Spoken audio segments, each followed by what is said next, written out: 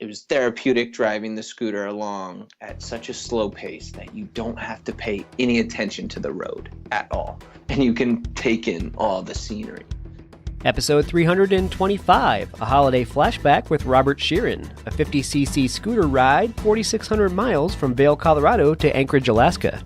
This episode of the Adventure Sports Podcast is sponsored by Action Heat. Action Heat makes the world's best heated clothing. Powered by rechargeable batteries, it's the perfect way to stay warm. Save 15% off your order when you go to action-heat.com/adventure. That's action-heat.com/adventure.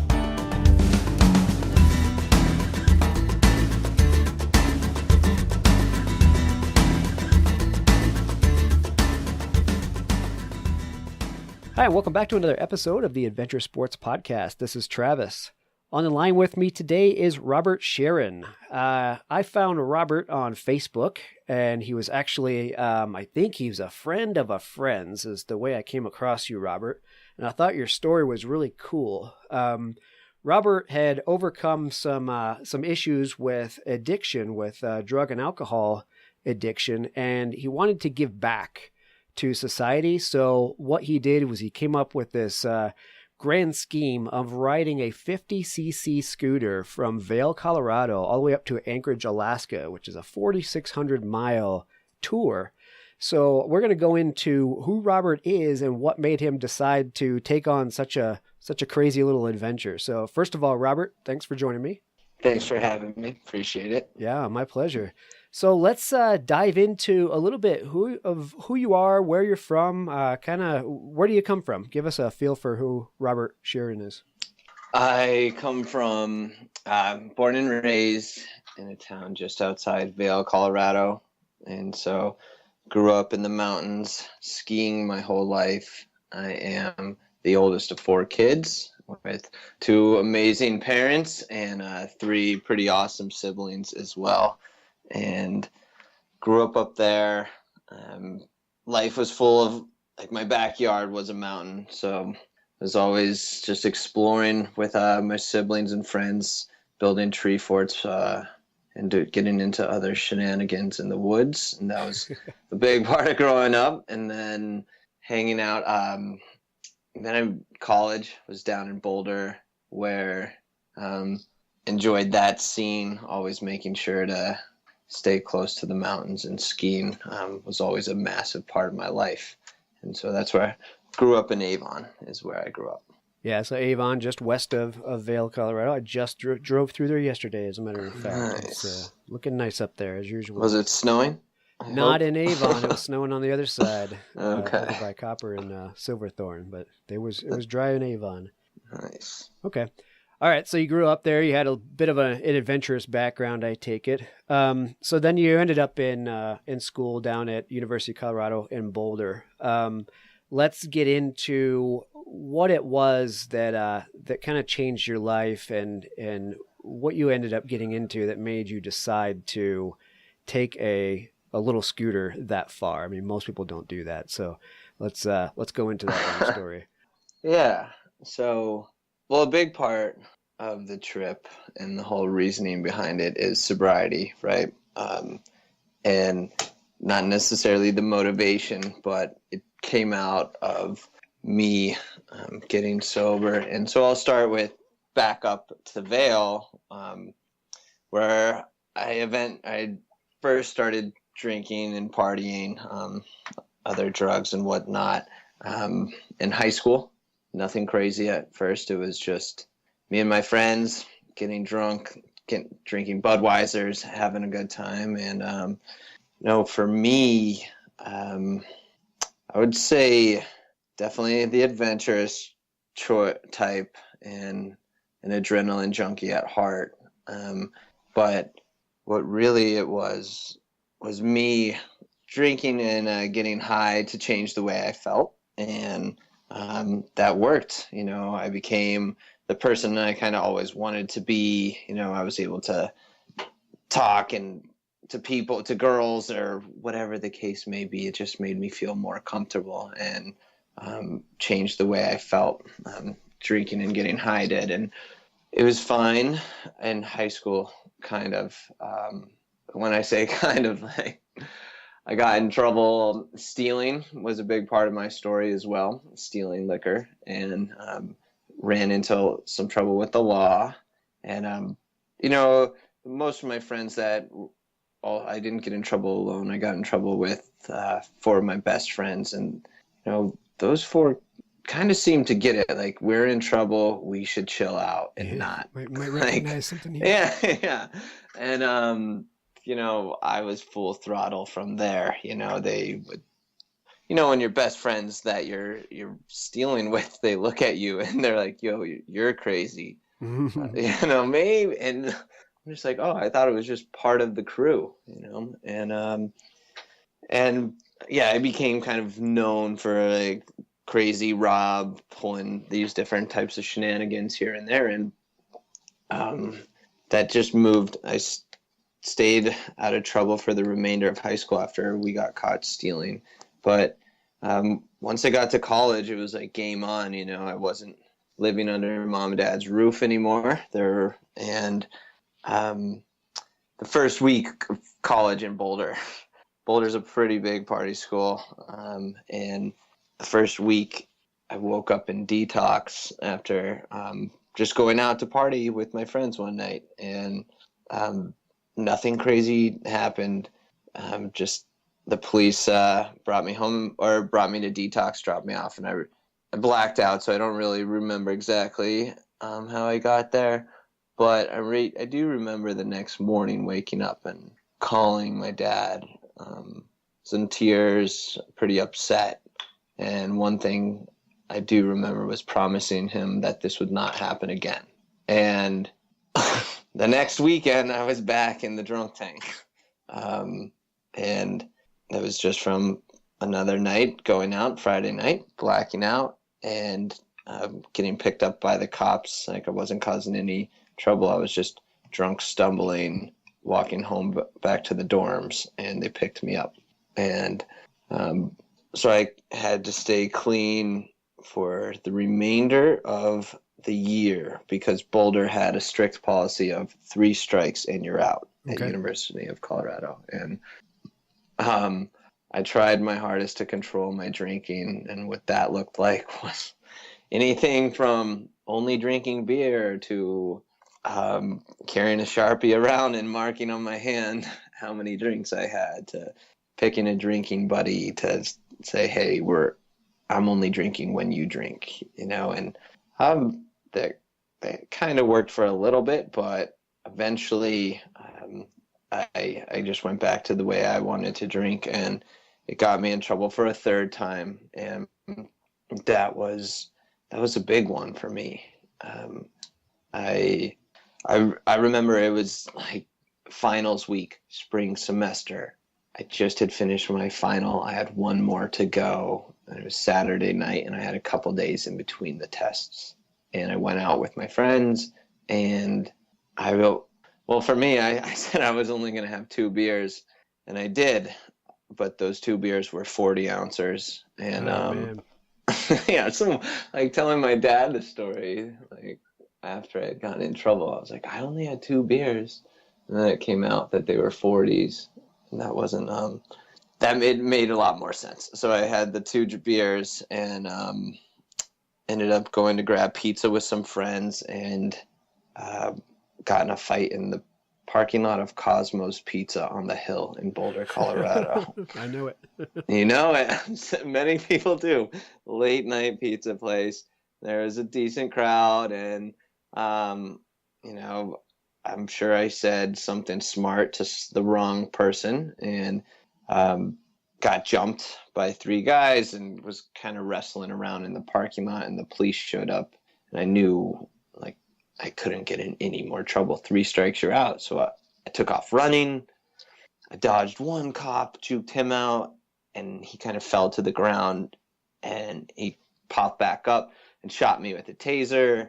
And from there, it was kind of game over. I fell in the middle of Broadway and was carried off in a gurney on a stretcher. And dang, that's a serious. Yeah, it was. This is what it looked like. Not all the times when I partied, but I would have like some bad luck is what I attributed it to forever.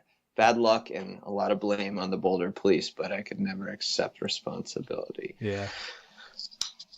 But as I was getting loaded into the ambulance, all my friends that went to get pizza were like just alongside of Cosmos, like watching this happen. And I made eye contact with every one of them while I was on the stretcher, and I was thinking like something has to change. Something has to change. And the next day I woke up in jail, and I begged my parents at this time were kind of fed up with me calling from these institutions, and they weren't so willing to just bail me out this time.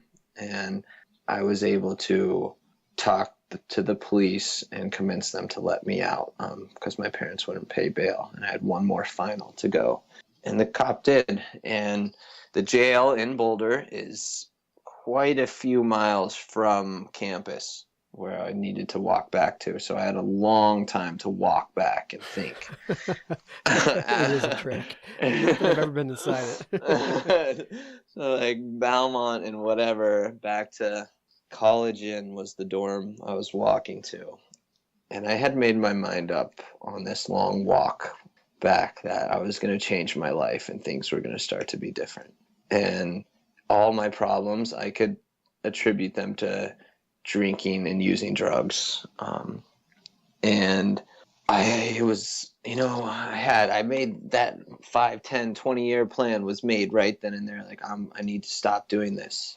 And I got back to the dorm, and well, in Colorado, weed it's legal now, but it was always huge. And I got back, and my friends, they were hanging out, and I rolled a spliff with them and got high right then after I had told myself I'm changing my life, because that's the only way I knew how to deal with these uncomfortable feelings, the way I dreaded feeling the way I felt that day. And that anxiety, that depression, that didn't necessarily like all come from drinking. And on those crazy nights after I did something I was full of regret, like those feelings came on a regular basis. And the only way I knew how to deal with those was with drugs and alcohol. So I didn't really look at it as though I was never an alcoholic or I was never a drug addict in my mind, because my definition classified a drug addict and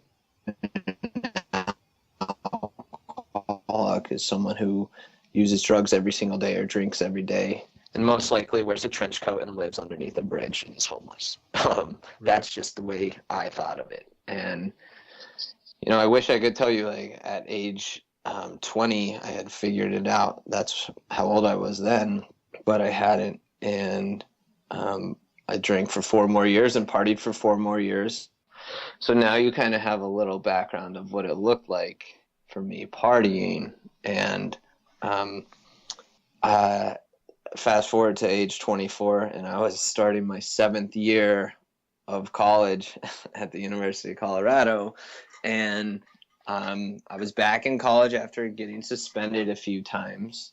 And I was just kind of realized I went out hard one Thursday night with some friends, drank like I usually drink. But at this point, I was only drinking tequila, I remember. And I thought I found the magical concoction. And I just ended up blacking out again and nothing that serious happened. I kind of ruined a relationship, saw the way my friends treated me when I was blacked out drunk from that. The new app Snapchat had just came about. So I saw a bunch of Snapchats from the night prior. I was like, oh, no wonder my friends don't respect me, because I am kind of a clown and I act that way. And so I decided that, after that next morning, I was like on the phone with one of my best friends, Blake. I remember talking to him. I need to change. Something needs to happen. And I was like, I need to quit smoking weed. And he was like, dude, you don't really black out from smoking weed and make a fool of yourself. Like, if you think that's your problem, maybe you should quit drinking. And and smoking weed, if that's another issue for me, which it was, and all the other drugs. And I was like, all right, I'll quit everything until I graduate school. And so I stopped after that Thursday night, and I could stop for 4 days, and I felt terrible, like all the sweating and shaking. And the last night of drinking, I did have this massive cut on my leg that the stitches got ripped open, and I thought that was infected, and that's why I'm shaky and sweaty and can't sleep. So I went to the doctor on campus for a doctor's note to get out of class that I had missed that morning. And I asked her to look at my cut, and she said, nothing's wrong with your cut. She fixed it. She's like, is any, but you look terrible, and your vitals are all whacked. What's going on? I told her, I had a really hard night of partying on Thursday, and by now it's Tuesday. And I just told her I'd quit drinking and doing drugs, and I'm clean now. And I thought it was fixed. And she was like, what she suggested right then and there was I should go to the detox, which was basically the drunk tank. And in my head, I was like, I can't go there. I've woken up there. I'm not going back. No, thank you. And she was pretty adamant about me going to rehab then. I said no. And she said, well, I can't write you a letter unless you get help. And I was furious because I had missed a speech, and I was like, I'm screwed. And so I left Wardenburg Health Center on CU's campus, bawling my eyes out, not really knowing what to do. And I decided to go to my boss on campus, and I was a security guard at the time. And I went to her, and I was crying, and I just said, I've been told several times by different counselors that I might have a drinking problem. And this time this nurse told me, and I kind of believe it, and I need help. I don't know what to do. And I can't come into work today because I'm a wreck. And my boss was completely amazing. And I worked in the UMC, which is the University Memorial Center on campus in Boulder. And she walked me downstairs in this building I used to work in. And she took me to this room that 3 weeks prior, it was an empty room on campus in the center, and it had transformed into the University of Colorado Recovery Center. And it's kind of like she dropped me off at daycare. She's like, here you go. And the director of the center was there, and he asked me, what's going on? And I told him what had been going on the past couple of weeks in my life, and he was like, you should go to rehab. I was like, I can't go to rehab, man. I'm in year 7 of college, which is already not normal. I just need to get it done. And he suggested me seeking help out through other means. And I was like, I can't do that either. Like, it's not for people like me. Like, I need people that are my age getting sober, or whatever that means. And he told me I could hang out in this recovery center on campus as long as I wasn't getting high before I came in. And so that's what I did. I started hanging out there and meeting other kids that went to CU, that were sober and were kind of living life just like me and going through the same challenges. Because a sober college student, in my mind, was an oxymoron. And how am I supposed to have fun if I'm not partying and getting high with my friends? Because that was the only way I knew how to have fun. And so in this whole process, I drove a scooter, like a little Honda Metropolitan 49cc beaten up scooter that my friends, everyone would ride on the back of that thing, man. And there were several arguments, like when I was drinking, like, Rob, you're way too drunk to drive that home. And I was like, yeah, right. It's just a scooter. It's just a scooter. Nothing can happen. And like some nights I would be like, how did I get home? Like, I hope I walk out the front door thinking I'm going to go and pick my scooter up from the house we were at the prior night. And it was right there on its side. And I'm like, oh, and that's how I got home. Like, it was a miracle. And so, and that was, I lived in the Spanish Towers. I remember in Boulder on like 30th Street and Colorado, like pretty close to there. And which is a long way from the bars on Pearl Street if you're driving a scooter and don't remember it. And but so I'm getting sober, and for anybody who's gotten, it's not even about just getting sober, but like going through change, right? Anybody who's gone through like an abrupt change in their lives, they know what the feeling the feelings. And I was really feeling feelings at this time and not knowing what to do with them. And I would take my scooter and just drive up into the Flatirons. And like at some points it was a little embarrassing because Boulder has a huge cyclist community, and then like everyone would be biking up the Flatirons and I would be chugging along on my scooter, like maintaining conversation with these cyclists, like, hey, how's it going, as we're going up the steep parts, asking them to slow down. Yeah, exactly, because the scooter is going so absurdly slow, and I'm like, oh man, these guys are working. And I'm like, but I mean, cruising at the slow speeds and just that would help me. I would do that for hours anytime I felt like getting high or going and drinking, because I still my friends could drink normally and not like ruin their lives, and I would still hang out with them, but sometimes it was hard, so I would go on these long scooter rides. And then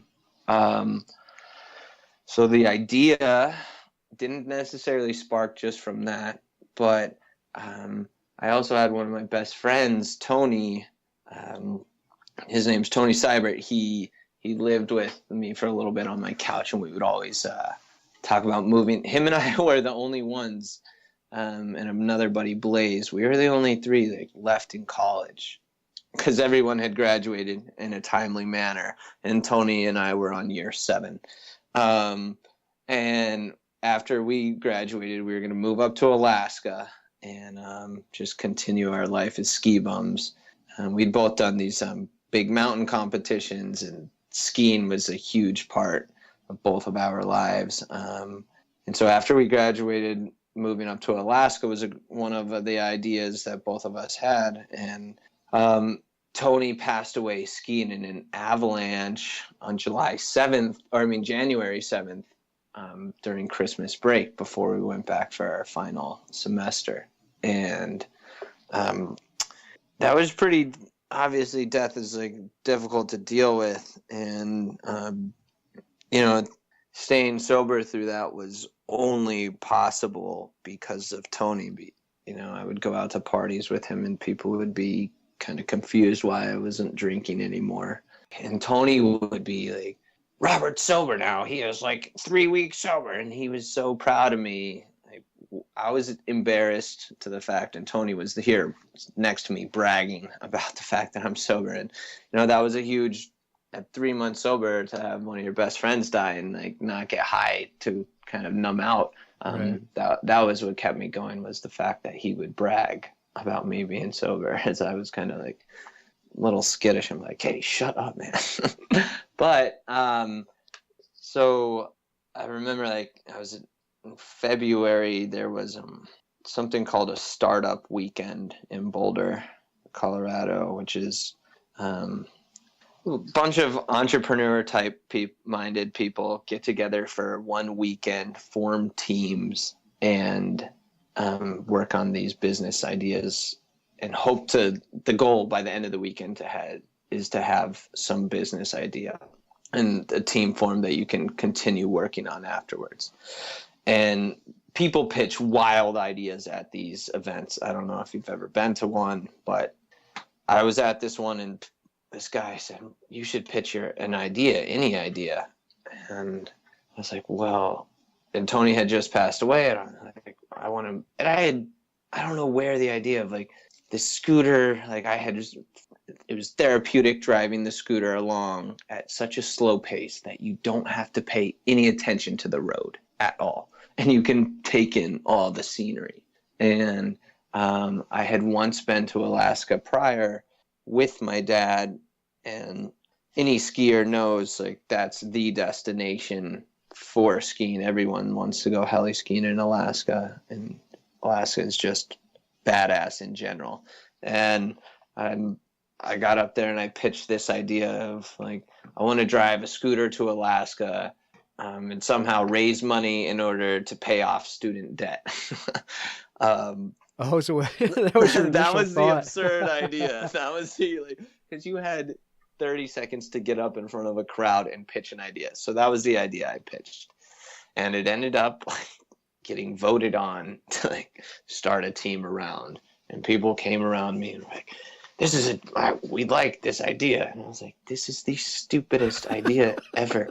Who are you people? Like, yeah, exactly. And it didn't work. Like, we didn't even focus on that idea for the weekend. I was like, no, this is absurd. You guys are absurd. I don't even want any part of my own idea. See ya. I'm starting a team with these people that have a viable idea. And but I had, after that weekend and starting to like mull it around, I was like, I could totally drive a scooter to Alaska. The whole student loan thing, that was just the business side of things. But I remember writing in a journal and writing how I'm going to drive this scooter to Alaska. And I had my buddy Blake and my other buddy Gio on board. And those two were like the too few friends that thought this was a good idea. They didn't even necessarily think it was a good idea. They kept asking, why not a motorcycle? Something a little faster, maybe? And I was like, you don't get it, though. Like, we don't, like... And eventually they kind of fell out of the equation, and it just became me. And I knew that I was still struggling in the sense with...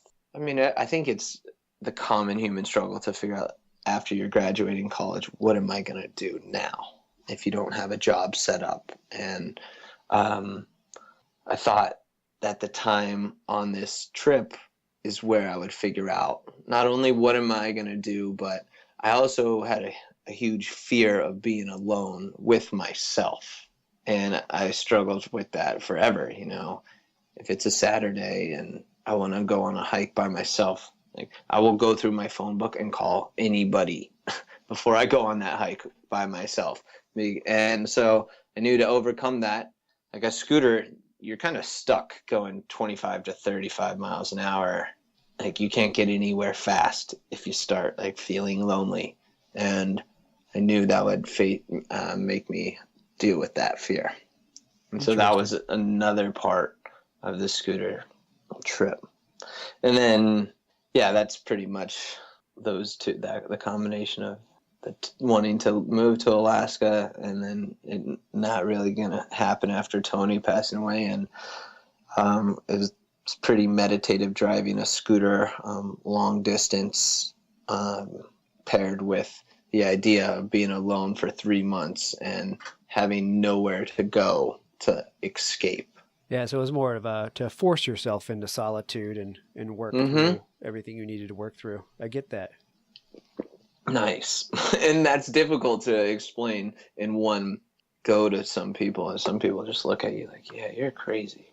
No, I think even people that aren't, hung up on drugs or alcohol, I mean, that's a soul benefit, for anybody to be able to do something like that. I totally get it. Yeah. And then I think from there, like, I had a lot of pushback from definitely my parents. My parents were number one fans of me not doing this trip and were hoping and praying anybody could talk me out of it. Yeah, and it made sense, mom and dad not wanting their son to go and drive an absurd distance on such a slow, because you're in the shoulder of a road, you are getting passed by semis, and the chances of getting clipped by a car are pretty high. And then, of course, everyone's like, are you going to get eaten by bears in Canada and all that stuff? Yeah, but the reality is that slipping back into drugs and alcohol is far more serious and risky. You think about it. Yeah. Riding a scooter on the side of the highway is nothing by comparison. Yep, exactly. And so I remember one time my dad would always ask these questions. He would be like, what if this happens? What if that happens? And I didn't want to say, I don't know what I'm going to do. But finally I was like, hey, if you're going to keep asking these questions, I'm not going to talk about the trip anymore with you. Like, if you're going to be negative, let's not talk about it. Or you can talk about it if you're positive about the trip. And the next day he had bought this like traveling to Alaska via road, like a $35 app on the phone, and he was all about it, and he's more excited than I am about the trip now, and like it was a click. Like, that was pretty cool to see. So he decides he wants to help you at this point. He's saying, well, if my son wants to do this, then I guess I'm going to kind of dive in and maybe help him work it out. Or at least just stop asking the what if scenarios, because I had no answer to any of these. What if you break down? What if blah, blah, blah happens? So I don't have too much mechanical experience. I know how to replace a flat tire. And luckily, that was the only thing that happened the entire trip was one flat tire. Wow. And I knew how to patch it, and later replaced it when I got to Portland, Oregon with my buddy Franco and his dad. So it went smoothly. Yeah, it's actually very fortunate. Yeah. Hey, we have a new sponsor on the Adventure Sports podcast. I'm excited about this one. I've been wondering for a long time when active technology was going to be incorporated with clothing to do cool things, and here's an example. This is Action Heat. Action Heat is a line of clothing that actually weaves heating elements into the clothes. It works similarly to how a car seat is heated, except that it runs off a little rechargeable battery pack. And this battery pack can last up to 12 hours on a charge. It can also recharge your cell phone or other devices, so it's multi-purpose. And they have all kinds of options here. Hats, they have jackets, they have shirts, they have socks, they have gloves, they even have undergarments like long johns. Man, they will keep you cozy from head to toe. I can see using this motorcycle riding up the lift at the ski area, watching a ball game. Anytime I need that little extra boost of heat, this stuff really fits the bill. So, Action Heat, you can get it at action-heat.com/adventure. Please do use the /adventure for two reasons. For one, that's how they know that you heard about them from us. For two, it saves you 15%. So how cool is that? Your holiday shopping is done. All you have to do is go to action-heat.com/adventure.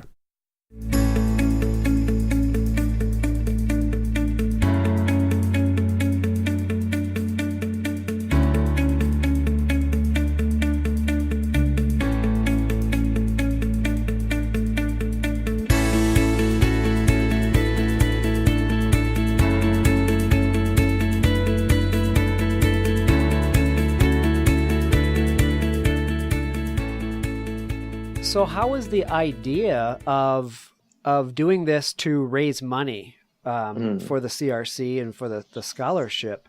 How did that come about? Because I want to make it clear, you saved up the money that you needed to take the trip. So you did not get donations to have people pay you to take this trip. You paid it all out of your pocket, but got donations to raise the money. So how was that idea born?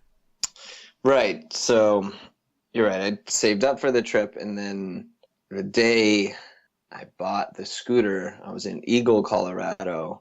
I remember it like it was yesterday. This family that I had taught skiing to earlier that day dropped me off as they were going to the airport. They dropped me off at the scooter shop. I bought the scooter and was driving home on the scooter, stoked on life, and kind of shocked that this was actually going to happen. And I called the director of the recovery center at CU, and I'd majored in entrepreneurship at CU, or got a certificate, and that was always been a focus in my mind, small business. And I had played a Kickstarter. I had always been interested in different Kickstarter crowdfunding companies, and I thought, well, what if I knew that this project would attract a lot of attention, so I called the director of the recovery center and asked her simply, what if I decided to raise a bunch of money and wanted to donate it to the recovery center? What would that look like? Her response was, you can start a scholarship for kids involved in the recovery center that are just like you. And from the moment she said that, I was sold on that idea. And it was April at this point, so I had only had 1 month to kind of set up the whole crowdfunding scholarship and get the University of Colorado to approve it and hop on board. And luckily they did. And so that's how the idea to raise funds and start the scholarship came about. So you decided to go ahead and buy a Honda Ruckus, which is, like we mentioned, a 50cc scooter. It's kind of a rugged little thing, and set this thing up to go to Alaska. Now, a lot of people, like we mentioned, would take this trip on a bigger motorcycle that would be built. The subframe is strong enough and it has cases, panniers to carry stuff. But you've decided to pack all of your life for a few months onto a little bitty scooter. How did you end up loading this thing out to be able to survive for 4,600 miles on just a little tiny scooter? Yeah, so I got a big dry bag. It's like, look, and stuffed it full. I had a sleeping bag, a tent, and not too many. Like, the amount of gear that I chose for the trip was pretty minimal. I had to be pretty minimalistic, and 2 backpacks and this massive dry bag that held everything else in it. And envision it as though I have the scooter, and then sitting just behind my back in the seat was this little platform I had with a gas, and I brought an extra gas canister, but it doesn't look like the normal gallon jug gas canisters. This one was about 2.5 inches tall by 18 inches wide by 3 feet in length. And I had that lying flat down atop this little mount just behind the seat. And then I had the dry bag that looks like a massive burrito, about 3 feet tall, bright yellow, stuffed full, strapped on top of the gas can. And it doubled as something that I could kind of lean my back against, and made the scooter a little bit wider. And my parents liked that because it made me a little bit more noticeable. Right. Had some fluorescent tape put on there. But not much other than that. I was wondering what that little platform was. Now that you say it was a gas can, it totally makes sense. But yeah, there's not much else on this thing, and that's what's amazing is you have 4,600 miles to go and the most minimal setup. I mean, we're almost talking bike packing setup with what you took on the road with you. It's pretty incredible, actually. Yeah, there was one thing to boil water, and that's how I ate. Just different things. A jet boil is what I brought with me, and water purifying tools, and that's pretty much it. And a tomahawk that I didn't use once, and that was a pain in the ass to pack every single time. And I was like, why do I have this awesome tomahawk that I'm not using? Why not? But, right? Why not? Yeah, exactly. All right, so you head out of Avon, and the first thing you did was you went north up to Steamboat, and part of what you were doing on the road was talking to kids at schools. Tell me a little bit about that. Yeah, so that was probably one of the most difficult parts of the trip, was organizing with different schools and juvie detention centers to let me come and talk to these kids, to basically let them know that you can get sober young, and you can still do fun, crazy things while you're sober. For example, drive a scooter across the country to Alaska. Because that was a huge thing for me. Like, I didn't believe if you would have asked me how do you have fun other than like for me it sounds silly now because most people can answer that question, but apart from drinking and smoking, it was pretty much embedded in every activity. So I just wanted to let kids know that you can still have fun and do crazy things if you have to stop drinking and getting high. And I started off by calling so many schools. I had a list of like 50 plus schools that I wanted to go and stop by along the way. And you can't really call a school and say, hey, I used to be like an active drug addict and alcoholic, and now I'm driving a scooter across the country. Let me come and talk to Open the the kids. doors. They're like, what the hell? Like, make sure you do not come through the town. So I had to change up basically the pitch that I gave these counselors or principals I finally molded it into something that was a little more in line with what they were expecting. I didn't tell them I was on a scooter because not many people, nobody, there was never a reaction from someone when I told them, hey, I'm driving a scooter to Alaska. I think that's a great idea. Not one person said that ever. Like They were already that's a little crazy, standoffish. Yeah. Most people are like, that's ridiculous. Some people are like, that's crazy. That's really, really crazy, but it's awesome. And so I just told them I was affiliated with the University of Colorado in their Collegiate Recovery Center, and we're doing outreach to high school youth about addiction and recovery, and letting them know about our program at this university and this resource, and letting them know it exists at others if they're considering college. And that got me into some schools. Other schools were not so for it. But it did start in Steamboat, where luckily I was able to just go and kind of tell my story to kids, basically let them know, like, it's not up to me whether, and I don't really care if you go and drink and get high. Doesn't bug me one bit, but for me, it started causing problems, and it didn't allow me to live the life I always wanted to live. And getting sober and being in recovery is an option for you, even though, because I never thought it was an option for me. And the feedback I got from these kids was pretty awesome, because there's the DARE program that's like, don't drink and don't do drugs, and that's not what my message was at all. It was like, I know you're going to do what you want to do, but there's another way that is pretty badass and cool, if you see it causing problems in your life, and you have to get rid of it. No, life is not over.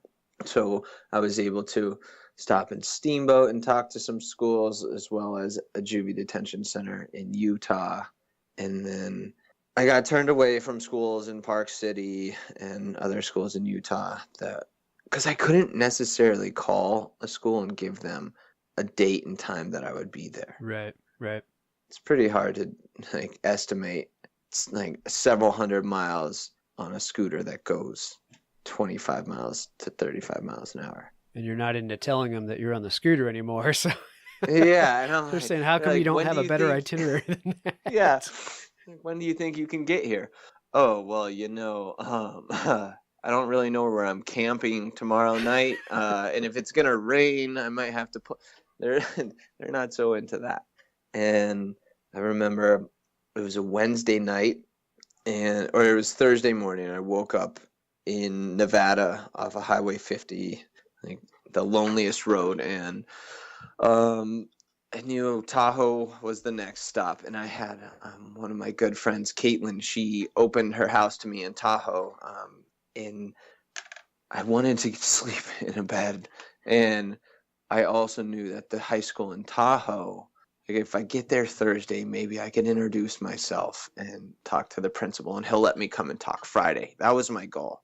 And so I took off Wednesday. Yeah, it was Wednesday morning. I took off, and I drove 18 hours straight. It took that long. That was not I thought I was going to get there much quicker, but it took 18 hours to get to Tahoe through rain, and it was snowing, and it was miserable. And I finally showed up at like 4 a.m. to Tahoe, and I had left messages with this principal at, I think it was South Tahoe High School, and letting him know I was going to stop by to see if I could just chat with any high schoolers. So the next morning, after 2 hours of sleep, I woke up to drive around the lake. I'd never been to Tahoe before. I didn't realize Tahoe's pretty big. And from the north side to the south side, I just hopped. It was a pretty day out. I hopped on the scooter and started driving to the high school. And I didn't have my rain gear with me. And it just started pouring rain. And so I show up to the school soaking wet. And the way the water built up, it kind of looked like I had just pissed myself completely. And here I am going to meet with the principal. And let me to the students, please. Yeah, exactly. And he was the man. He was really cool. He saw me right away. And I kind of told him what's going on, expecting him to say, yeah, come back tomorrow. And he's like, oh, cool. Yeah, there's a class right now. Let me make sure you can talk to them. I was like, great. Soaking wet. Looked like I pissed myself. Like, their kids are going to just, and right when I walked in, like, everyone's just laughing. Like, and that was the first question. Like, did you pee yourself on the way over here? I'm like, no. Don't do drugs, kids. This is how you'll turn out. Exactly. That's hilarious. No, but it was cool to chat with them. And that was that the 355-mile leg? There was 2 of them. Okay. That were that long. There was another one that I did in Alaska that was equally as long. That is, I can't even imagine. I mean, I ride motorcycles, and 355 miles on one of my big motorcycles is, I mean, it's a normal day ride. It's no record-setting thing, but you're going to spend the majority of the day doing that, on a big motorcycle. So when I saw that, I cannot even imagine doing 350 miles in one leg on a Honda Ruckus. I mean, that's pretty impressive for you to do that, and then do it a couple of times in this trip. Yeah, it was not a highlight of the trip by any means. Your mind starts to wander a lot too. At like hour 12, you're like, what am I doing? This is crazy. And you know how sore you get from just sitting on a bike for that long. Right. But plenty of Red Bull, and I'm going on a scooter, and I'm so slow, so I would just kind of get bored and start swerving around, or see how long I could go with my hands off. That was like the big thing. That's like counting how long I could go with no hands on the bars. And yeah, my mom, I'm sure, wouldn't be stoked to know that. No, don't tell that story to your mom. Well, I imagine 4,600 miles worth of scooter riding. You have to do something to amuse yourself. Yes. Yes. Hey friends, it's really been fun the last couple of weeks watching the early season snow start to blanket the high peaks. Winter is on the way. Bentgate Mountaineering is ready to help get you prepared for your epic winter. Come check out the latest in alpine touring, telemark, NTN, and splitboarding gear. They have brands like Black Crows, DPS, Dynafit, G3, Icelantic, K2, Technica Blizzard, Arc'teryx, Mammoth, Solomon, Volley, Neversummer, Jones, and BCA. And you do need to be safe out there. Bentgate has the latest in avalanche safety gear. They have beacons, airbags, shovels, and probes, and they're ready to help you educate yourself on snow safety. They also rent out gear, so you can get your skis and your boots there, as well as your avalanche safety equipment. What's more, they also have free demo ski days at local resorts, so you can try out the latest gear. Now, how much fun does that sound? So swing by Bentgate in Golden, Colorado, or go to bentgate.com to find your new gear, as well as to get updates on all of their events. While doing your holiday shopping this season, why don't you drop by our site at 180tac.com and pick up a camp stove for the adventurer on your list. The 180 Stove, 180 Flame, and Bearline Plus are all made right here in Colorado and sure to make your loved one a happy camper. It's a great excuse to treat yourself to something special as well. Visit us at www.180tack.com.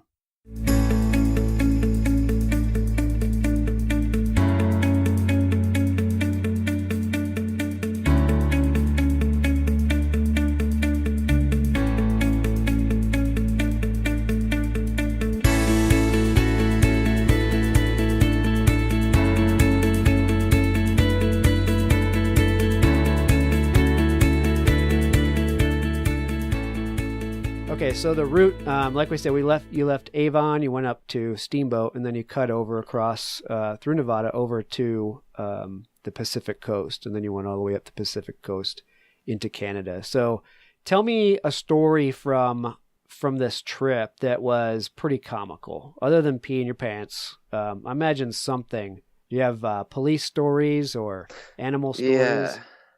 I got the whole time I got pulled over like several times by 10 different cops. Like it was nonstop. And every one of these cops, I swear, all their jokes were Dumb and Dumber jokes. They would like come up and drop some Dumb and Dumber joke on me all the time. But got a little nippy coming over the pass, eh? yeah, exactly. Yeah, I know it. And I'm like, yeah. And usually they were not stoked like when they saw me. Like they were ready to bust me or something. Because one time I was just swerving back and forth, and the guy's like, "What the hell are you doing?" And I'm like, "I'm on Highway 50 in Nevada, going maybe 30 miles an hour, extremely bored. What else do you want me to do?" And then I got pulled over again. It was mostly getting pulled over because I didn't have any license plates for under like 50 cc's and under. You don't need a license plate in the state of Colorado, but in California and other states, you do need a license plate. I wondered about that, if you had checked the laws in other states, because I knew that was a law here, but I wasn't sure if you had reciprocity or how they treated that if you're over the border. Yeah, the way it works is you do have to have a motorcycle license in other states, technically. But no cop knows that rule at all. Like every police officer that pulled me over, not once was there mention of needing a motorcycle license. And they always I could have told them it's allowed in Colorado, and they would have let me go, which was pretty sweet. But getting into the border was kind of difficult from being from Colorado with the whole weed deal. Right. Up in Canada, you mean? Up in Canada, yeah. So I remember pulling into the border. I had a GoPro on top of my helmet, and they were not stoked about me filming them. So immediately asked me to stop filming, and they asked me to come inside. And I had also asked, like, where can I exchange this American money? Because of course I lost my debit card, and right as I was going into Canada a few days prior, so all I have is cash now, and I needed to exchange it or whatever. And I asked them where I could go, and they're like, "Oh, just come inside." I'm like, "Oh, sweet." And I come inside, and I'm like thinking they're gonna help me exchange these bills, and I'm like, "Oh, they're nice." And this lady, like the epitome of like the bad cop, right? Not stoked. And she's like, asking me all about my trip. Yeah, but I just need to exchange these bills. You don't understand. And she's like, "We are not a bank. You are here because you're not being allowed into the border." And I was like, whoa, whoa, whoa. And they wanted to search my bag, and I had a bunch of fireworks in my bag. Wow, man. You give yourself every opportunity, don't you? Because I was like, when you come back and people are like, "Why do you have fireworks? Why do you have fireworks?" Well, I can't carry a gun across the border. And then you can't carry fireworks, but they'll just throw the fireworks away. If there's a bear after I go hiking, like for one instance, I had to use the fireworks. I was in California, and I could hear these mountain lions at night close to my tent near Redding, California, just going back and forth. And like I just started shooting off different bottle rockets and other firecrackers. And that was like, I have a knife, a tomahawk, and some bottle rockets, and that's what was going to keep me safe. Dude, I gotta give you credit on that one, though. I mean, it sounds funny when you say it, but I can't say I've ever thought about firecrackers to ward off the wildlife. Yeah, that's works not better bad thinking. Than anything. That's hilarious. Yeah, and so like every hike I went on always had firecrackers. All right. You know, Interesting. I'm pretty into wildlife and understand like that is a definite amazing tip. Like, if you can't carry a gun, carry a flare or some firecrackers. All right, cool. So So how did the Border Patrol, did they end up searching your bag? No, they wanted to search it because I was from Colorado, and who the hell drives a scooter if they're not stoned? And at least this far, they thought. And I was luckily able to just have this lady watch the video in this crowdfunding campaign I had for the scholarship. I convinced her, it's like, please go to this website and watch this and understand I am not high right now. And you don't need to search my bag for weed. And after she watched that, she sent me on my way, and I drove from there. I was kind of rushed. It was getting dark. I was like, can you just please let me go? I need to find somewhere to camp before dark. And that was another red flag. Do not tell the Border Patrol you're just going to find somewhere to camp, because they are not down with that. No. So I drove through Vancouver, and it was pitch black, and I found this place to camp. It was by, I forget, I think it's Horseshoe Bay, but I'm not 100% sure, just a little north of Vancouver on the way to Whistler.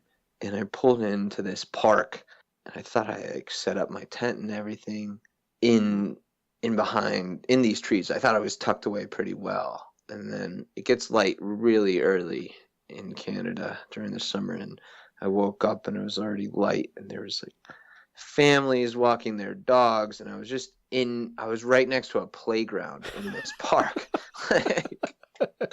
And I get out of the tent, and there's just like families playing with their dogs all around, looking at me like, what the hell is this guy doing here? And that's the guy in the scooter parked on the one. I'm like, oh man. Did you shoot any fireworks at him just to get No, go away? I should have. Keep the kids from like yapping that early in the morning. So you think you're all tucked away doing some boondocking, and turns out you're in the middle of a park with swing sets and stuff. Yeah, exactly. Oh man. Yeah. All right, so you head up through Canada with your fireworks, and you finally get to where you can cross on the ferry, and then over to the state of Alaska. You met a bunch of kids on that ferry that I read about. Tell us a little bit about that. That was pretty awesome. I was after being in Canada for a couple weeks now, by myself, and I decided to take a ferry from Prince Rupert, British Columbia, up to Haines, Alaska. And I hopped on the ferry and ended up, you could rent a room in the ferry, or you could just camp on the deck up top with whoever. And it ended up being a group of 30 plus kids on their summer camp up on the deck, camping on lawn chairs underneath the stars with me. And it was definitely, at this point, the trip was becoming pretty difficult.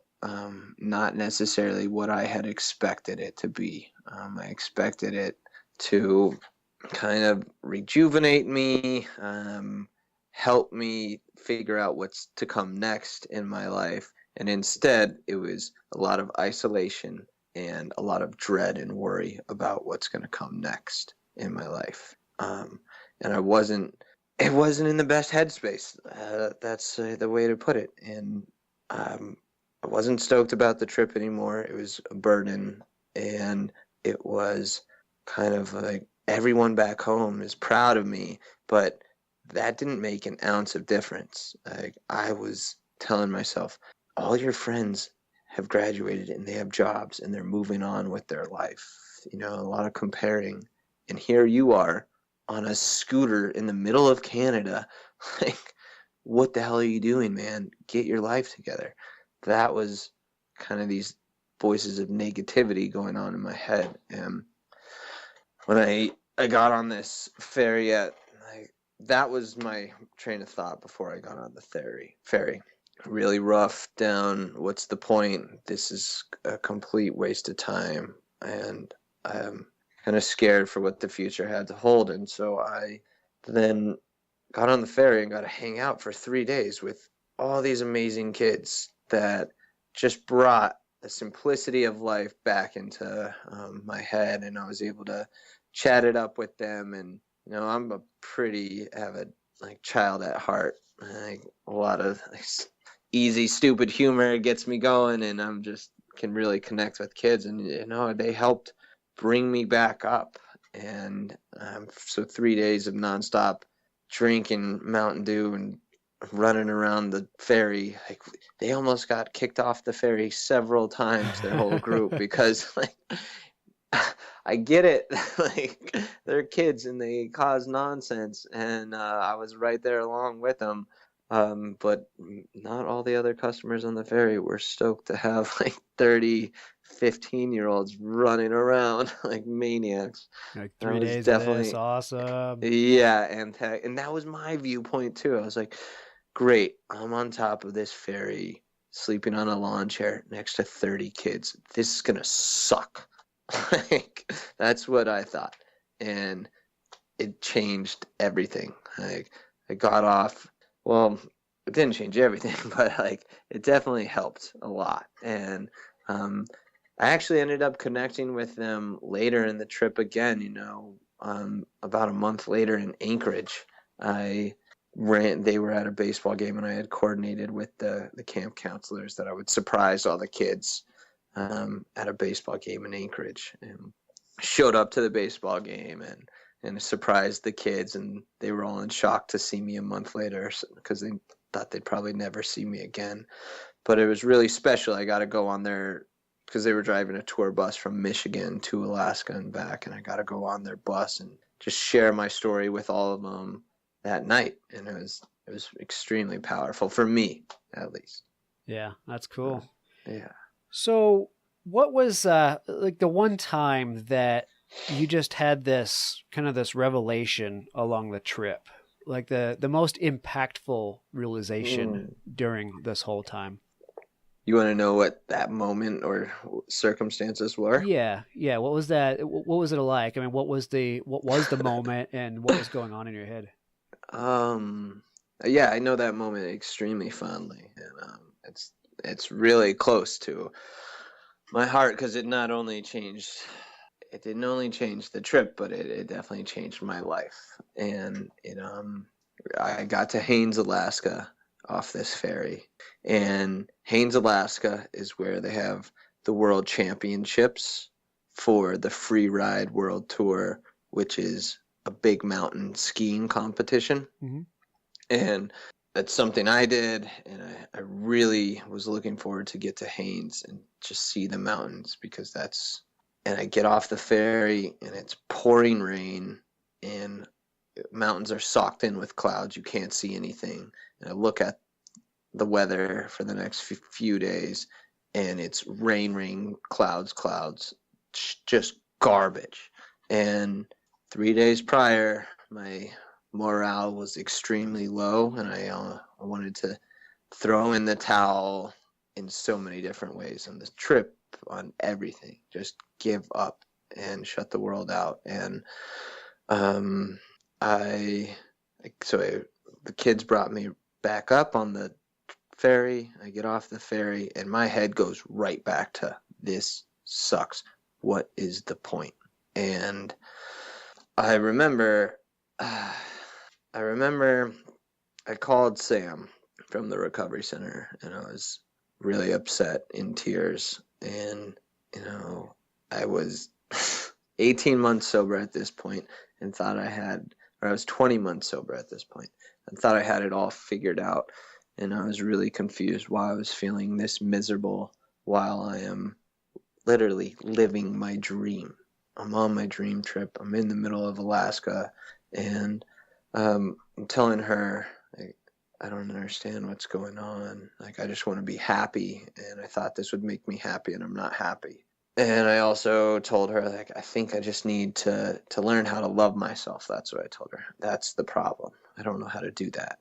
And she suggested I go to like a 12-step meeting, and asked if they have those in Haines, Alaska. And I was like, that's the last place I want to be right now, actually.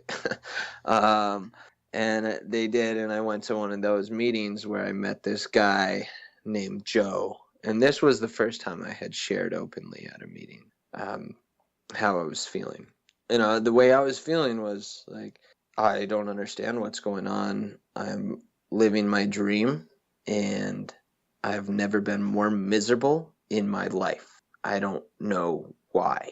And I'm 20 months sober, and I remember being told by a therapist that at 18 months sober, you start feeling much better. And I'd never felt worse. And so I was just waiting for something to happen. And this guy, Joe, asks me, he comes up to me after this meeting and tells me that he's felt the same way. And he asks if I had ever done the work of these 12 steps, been through them with anybody. And I said, no, I don't really have time for that.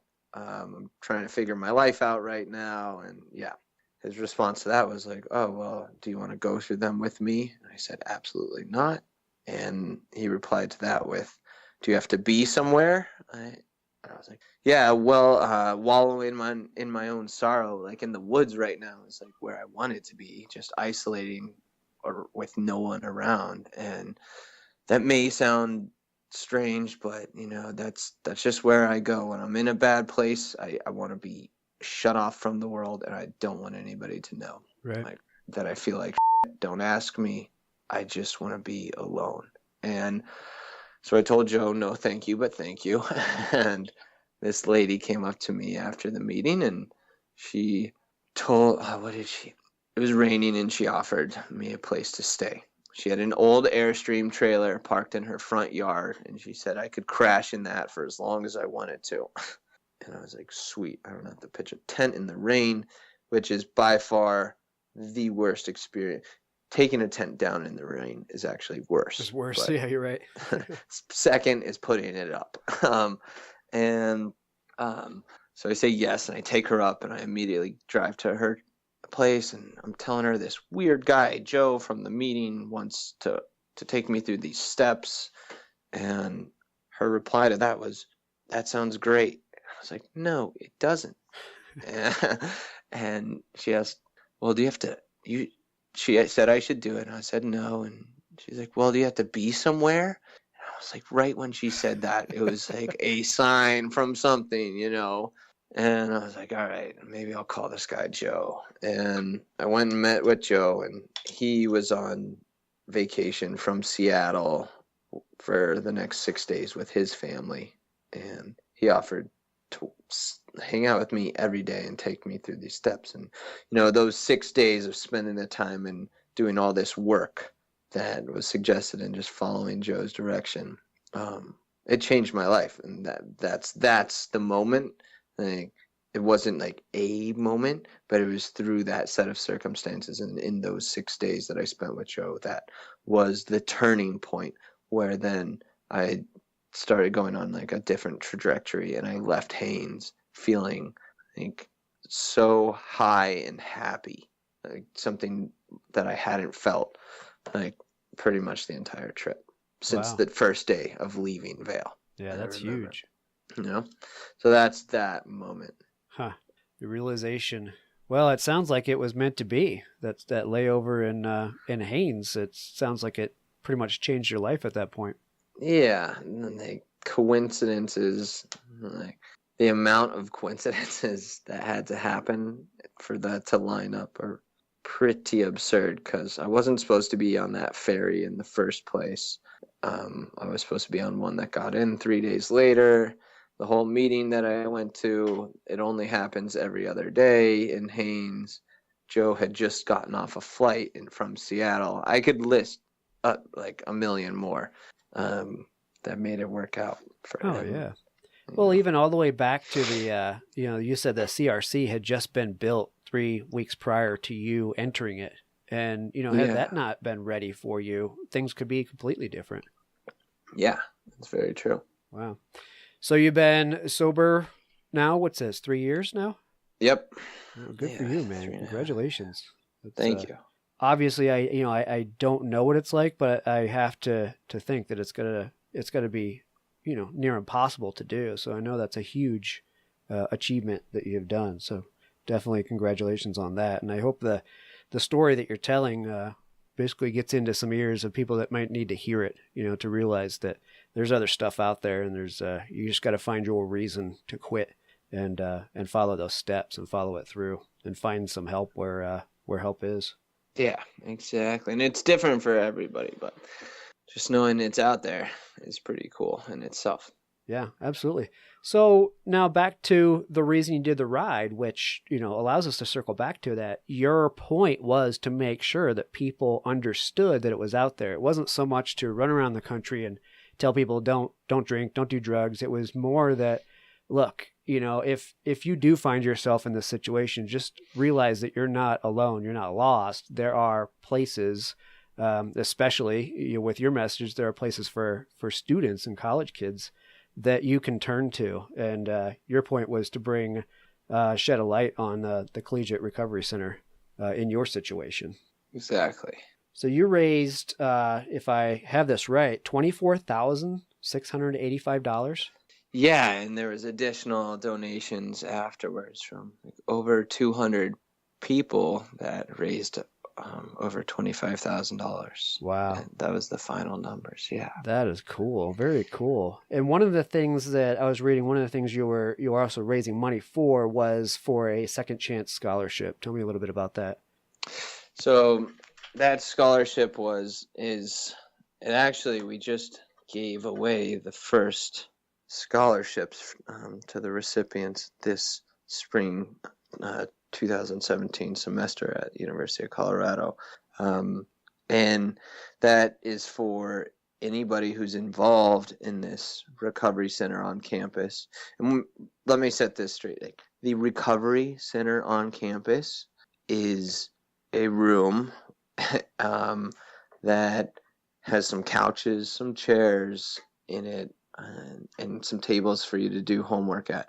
But it's there for students to come in at any point during their day, before class, after class, and meet other students that are in their same circumstances or going through similar things.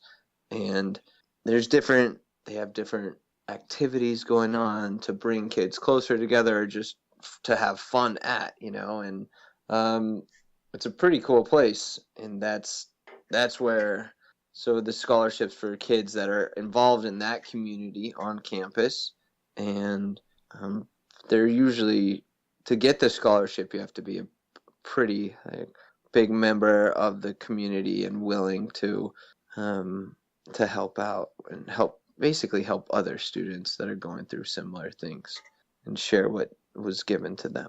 Okay. Yeah. And so what does the scholarship do for them? How does it help out? Is it scholarship for education or to take care of some bills as they're going through this, or? Yeah, so we decided to leave that open to each individual student to choose how they're going to have the funds directed, whether that's towards tuition or towards rent or whatever they have going on in their life. Just to lend them a helping hand as they're pursuing support. Because there's a lot of non-traditional students. The regular college kid is 18 to 21, 22, and we have a lot of students that had to go to rehab or had to take time off. Like myself, I was a 7th year senior, and that was that place. So the scholarship is in place for them, in the sense of the non-traditional student, where they may have other bills that they have to pay, and a lot of them are working as they're going through school. So if we're able to provide a scholarship for them to be able to work less and spend more time on campus at this recovery center and become part of the community, a bigger part, that is our main focus. Okay. Well, awesome. And man, I would assume there's other centers like this all around the country. They're doing this at other campuses. So bringing some awareness to those too at the same time is a good thing. Yeah, we actually just had a pretty big event at the beginning of February up in Keystone, Colorado, and it was a ski-a-thon and leadership conference where over 200 students from across 24 different universities different recovery centers at different colleges came and participated in, which ended up being the largest gathering of students in recovery ever to take place. Wow. Yeah, so it's definitely becoming more and more common, and there's definitely some challenges that recovery centers are facing with the stigma of alcoholics and drug addicts on college campuses. A lot of schools don't necessarily want to say or be open to the idea of a collegiate recovery center on their campus, because then that's them admitting they have a problem. Right. But in reality, if we had these centers at every college across the country, the retention rates at these schools would be so much greater, because then these students that are struggling, and there are students at every school that are struggling, whether that's from drugs or alcohol or eating disorders or anxiety and depression, trauma. I could go on, but every school has someone that fits that profile. And if we're able to provide a resource for them to get help at, or at least meet other people that will direct them to where they can get help, then they can also do what they're there for, focus on school with less stress and anxiety. Yeah. And I think that's the quote unquote fight that's being fought right now, is to try to get administration and people to look at it a little differently, that this will actually help keep students in school. Yeah, absolutely. Well, you said something that really rang or struck a chord with me, is it seemed like the biggest realization you had early on in this whole process was that you thought going to college was just a matter of getting drunk and partying. I mean, obviously getting school out of the way, but that's how everybody treated college, and it was just kind of like status quo with that. But for you to finally realize that that wasn't necessarily the case, and that there were other people going to school with you that were in the same boat as you, and you weren't alone in that situation. That made a big impression on me. And for what you're doing now, you're actually bringing attention to that, to let people know that there are other people in that situation right alongside them, and they need to seek them out.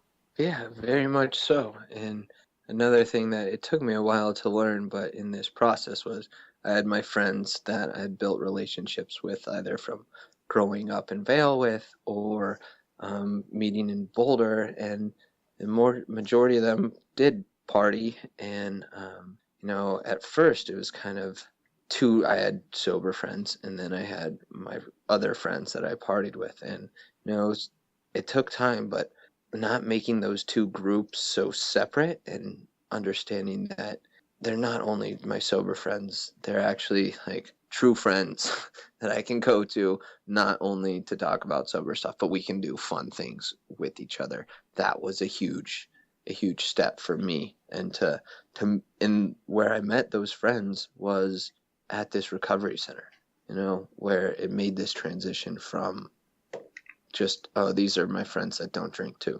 These are my friends. Right. Right. Yeah, that's big. Definitely. Okay, before we wrap up, where can people go to find out more information about CRC, or is there a more general site that some people might want to go find? Yeah, so the University of Colorado has their Collegiate Recovery Center. You can just type in Collegiate Recovery Center on University of Colorado's page, and it'll bring you directly towards there. Different resources. They have everything from housing options to bowling on Friday night, or other fun activities that they do together. And then if you're not in Colorado and you just want to find out if different colleges in your area have these centers, there's something called the Association for Recovery in Higher Education, ARHE, and that is the basically umbrella association that all these schools are under. And I'm not 100% sure, because I don't work for this company, our institution more so, but that's I think the go-to place in collegiate recovery to find out a little more information. And I'm happy to give you my contact information if you have show notes or anything like that. I'm more than willing to put my information in here, and I could help anyone who's interested as well. Okay. Yeah, let's do that for sure. I'll catch that after the interview, and we'll get that all posted up in the show notes. I also wanted to point people to your blog from this road trip.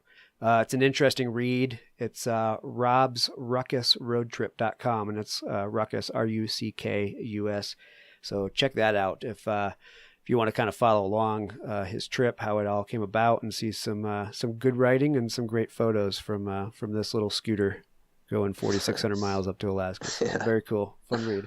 All right, Robert, man, it was great to talk to you. I love that you gave me some time to bring this, shed a little light on this situation and share your tale. And hopefully maybe we've helped a few other people maybe break out and go seek some help themselves. Awesome. Yeah, I really appreciate you giving me the chance to share my story. I'm just one of a million cool stories out there, so I'm excited to hear others come on. Absolutely, absolutely. All right, it's been my pleasure. You have a good night, Robert. All right, thanks, man. All right, thanks. Thanks for listening to this episode. I hope you guys are having a great Thanksgiving with your family and friends. On Monday's episode, we'll have Frank and Brittany Kinsella back on to talk a little bit about backcountry skiing. Until then, visit our Patreon page, become a patron, and get out and have some fun.